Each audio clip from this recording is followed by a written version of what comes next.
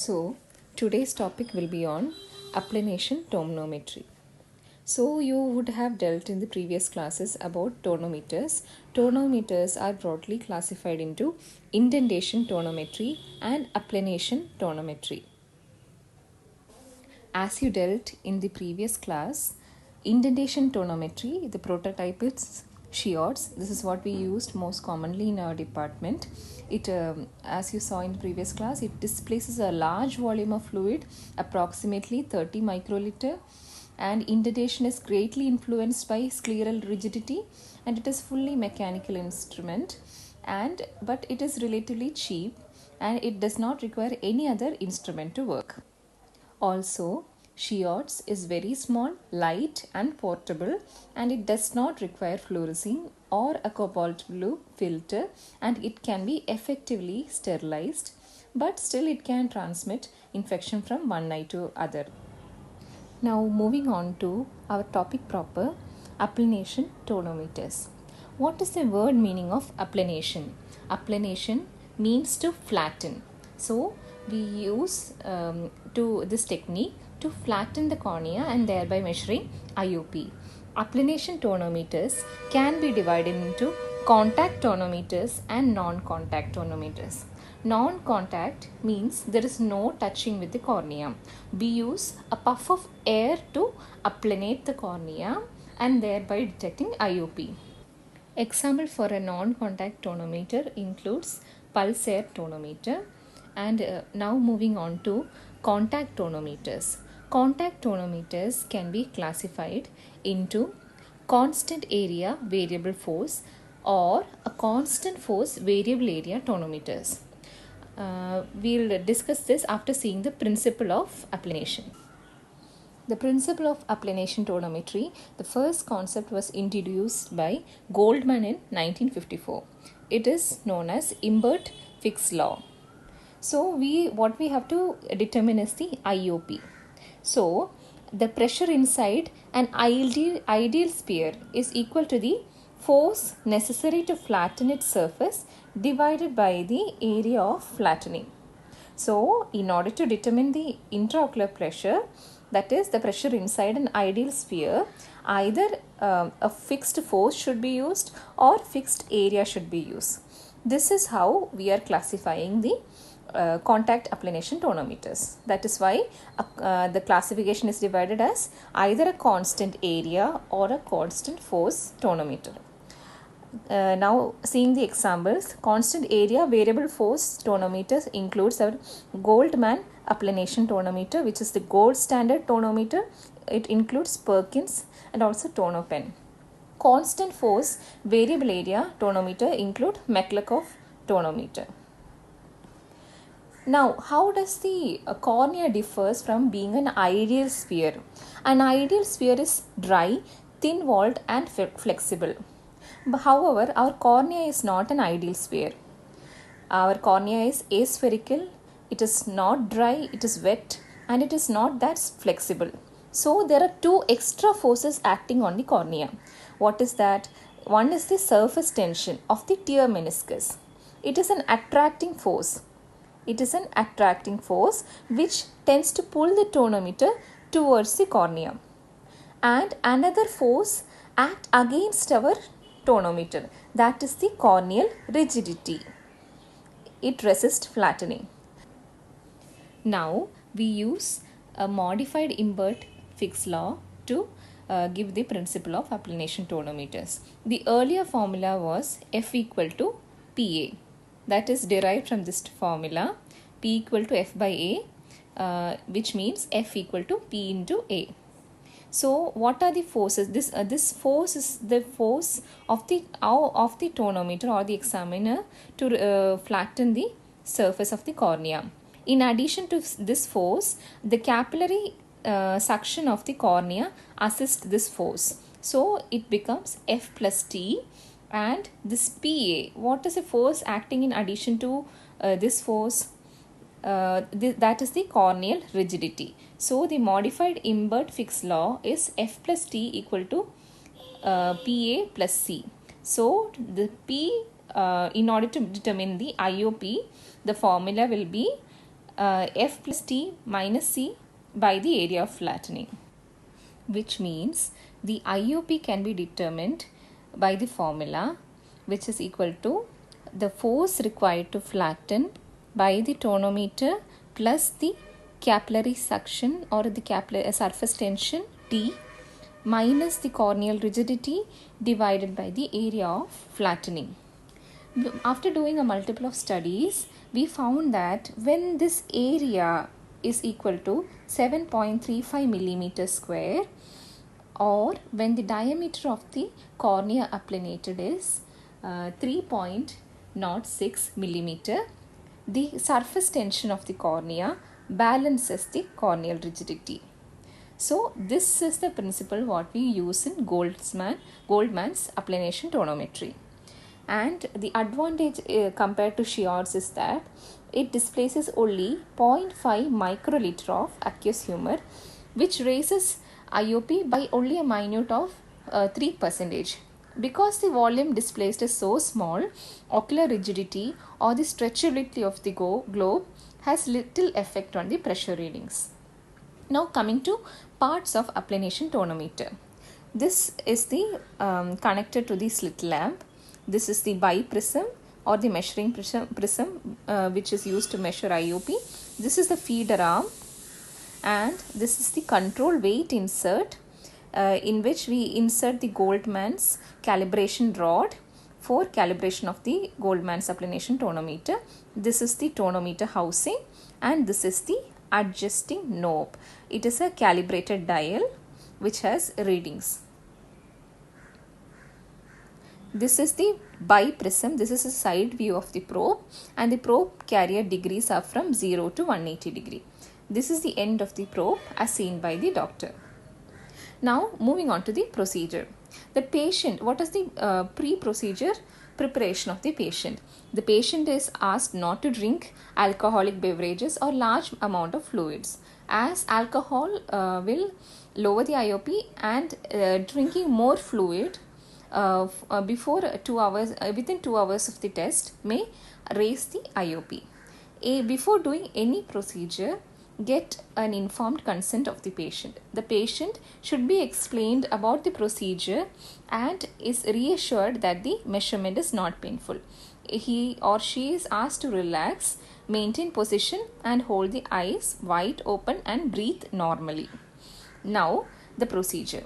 1 drop of topical anesthetic such as paracaine is placed in eye, and a tip of moistened fluorescent strip is inserted into the inner surface of lower lid. Now the tonometer tip is cleaned with a sterilizing solution. Make sure it is dry, and the tip and prism are set in correct position on the slit lamp. Patient is seated.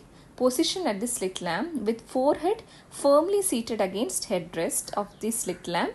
Instructed to look straight. The dial, that is the calibration dial, which I'll be talking in detail later, is preset at 1, which is corresponding to 10 millimeter of mercury, and the cobalt blue filter is used. With the slit lamp opened maximally, maximum illumination is used, and kept in low magnification. The angle between the illumination and the microscope should be approximately 60 degree. The room illumination is reduced. The prism is advanced till it touches the patient's cornea. Now viewing is switched to the ocular of the slit lamp. A pattern of 2 green semicircular mires will be seen, each one above and below the horizontal midline. So there will be a horizontal midline on which we can see 2 mires like this, and the mire thickness should be ideally 10% of the total diameter of the arc. Now the calibrated dial on the tonometer is rotated to vary the applied force. The inner margins of the semicircle align. Remember when we told 3.06 mm of area is applanated. So when that correct area comes, the inner margins of the semicircle mires align with each other. Then the reading on the calibrated dial is noted, and it is multiplied by 10, which gives IOP intraocular pressure in millimeter of mercury. So this is the correct pattern of recording AT reading. Note that only the inner edge of the two semicircular Myers have joined. Now these two photos show two different types of misalignment. Here the inner edges have overlapped in the first picture. So we need excess pressure has been applied. So we need to move the calibrated dial backwards, and here it is not aligned. So we need to move the tonometer prism forward by rotating the calibrating dial forward.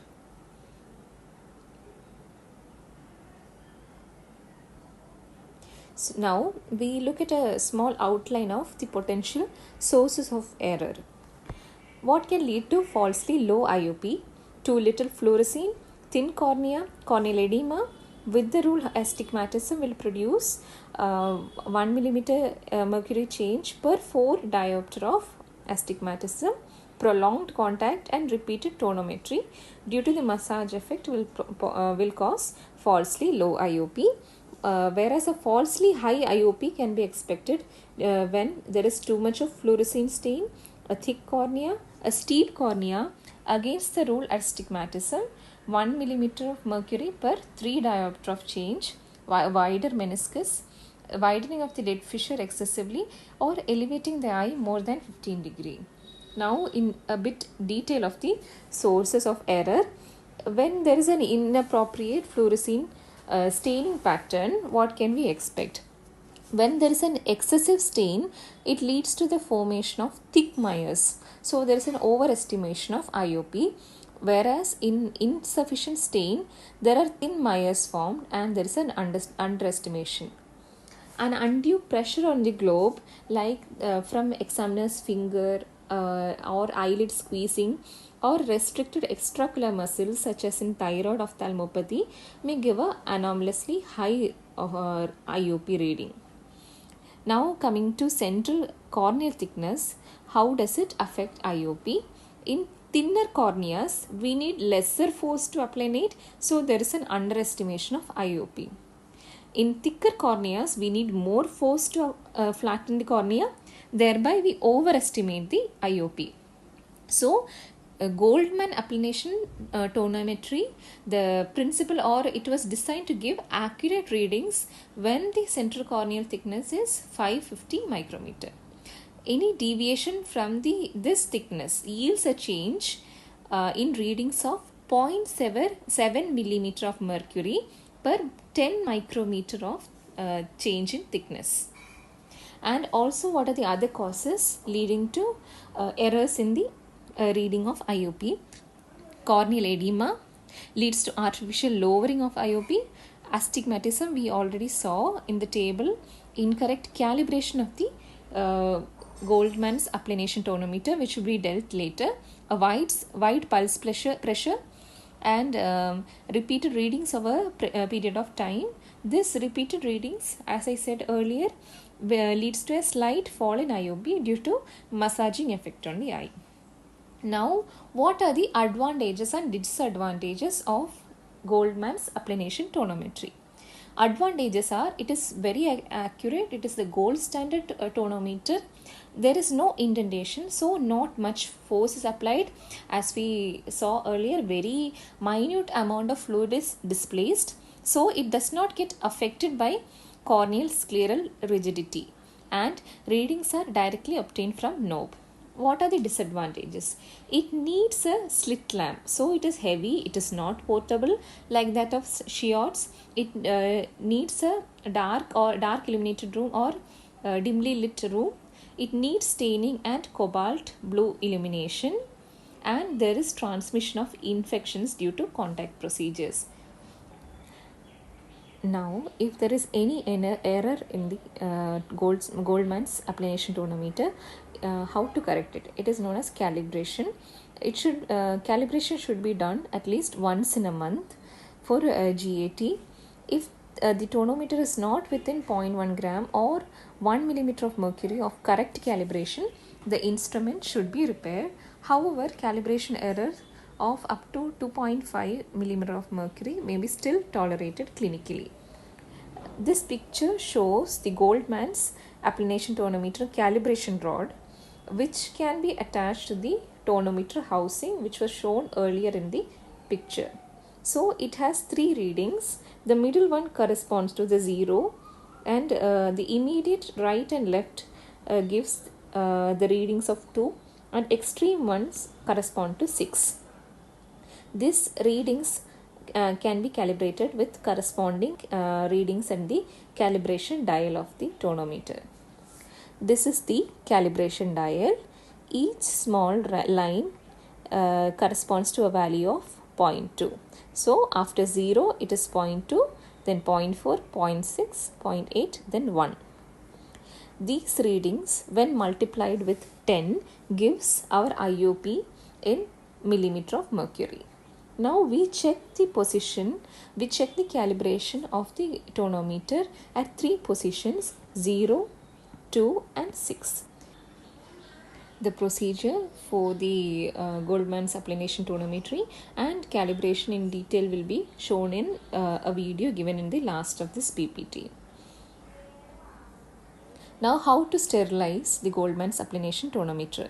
The biprism of the tonometer should be rinsed and dried immediately after use, in between every use. And in between every uses, the prism head should be soaked in either diluted sodium hypochlorite or 3% hydrogen peroxide. 70% ethanol or 70% isopropyl alcohol can be used. It is as effective as any other solution. And other methods include rinsing under tap water 10 minutes, washing with soap and water, and we can alternatively use a disposable film to cover the tip and expose the tip to UV light. And there is always a disadvantage of transfer of bacteria, viruses and other infectious agents since it is a contact procedure. It can transmit infections such as epidemic keratoconjunctivitis and still other serious infections such as hepatitis B, Jacob-Creutzfeldt's disease and AIDS, and also other possible infections. Care must be taken to ensure any sterilizing solution should be completely rinsed off the tonometer before each use. And as some of the solutions may be toxic to the corneal epithelium, especially after LASIK or any other corneal procedure, special care must be taken to wipe off the sterilizing solution. Now, we'll quickly see a few other Applanation tonometers and then move on to the video demonstration of Goldman Applanation Tonometry and its calibration. Now the picture shows Perkins tonometer. It uses the same principle as Goldman's tonometer. It is a variable force, constant area Applanation tonometer, but it is counterbalanced so that tonometry is performed in any position. It is a handheld device. It can be used anywhere. It is illuminated by battery powered bulbs and the force can be adjusted manually. Since it is portable, it is used in measuring IOP in infants, children and in operating rooms. Now this figure shows tono pen. It is also a variable force Applanation tonometer. The only difference from the other two is that it is electronically controlled. It has an inbuilt microprocessor logic circuit and it senses a trough force and records until an acceptable measurement is achieved. Now we'll see two pictures of non-contact tonometer. As we discussed earlier, there is no touching between the instrument and the cornea. What is used here is a jet or a puff of air rather than a prism is used to record IOP. This is a non-contact tonometer. A similar one we have in our OPD. This is a portable type of non-contact tonometer. It is known as pulsar tonometer. It is handheld and it is portable. Now we'll move on to the video demonstration of Goldman's Applanation tonometry and its calibration.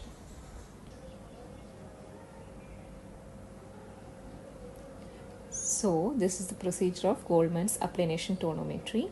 Get an informed consent from the patient, and then topical anesthetic is applied. Fluorescein is instilled into the conjunctival sac. Patient is seated at slit lamp and asked to look straight ahead, and we put cobalt blue filter with a maximum illumination and at an angle of 60 degree to the prism. Then the prism is slowly advanced till it touches the patient's cornea. Now the viewing is switched to the ocular of the slit lamp.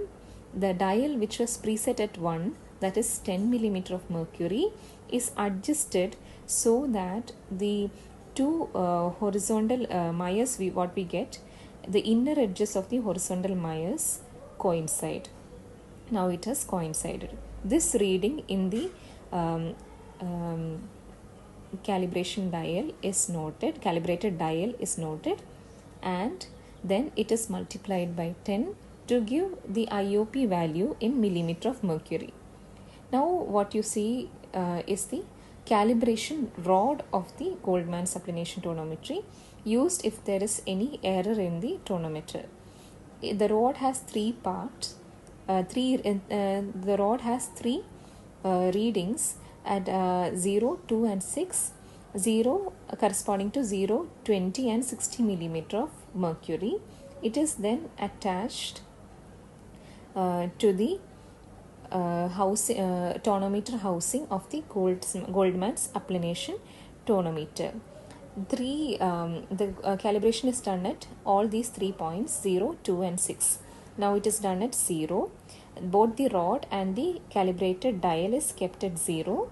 It is advanced forward and backward by a unit of 0.5 to see any abnormal vibrations of the feeder arm, and then we are checking the 2 position, and finally we will check the 6th position of the Goldman's tonometer. And always remember that the calibration should be done every monthly. Thank you.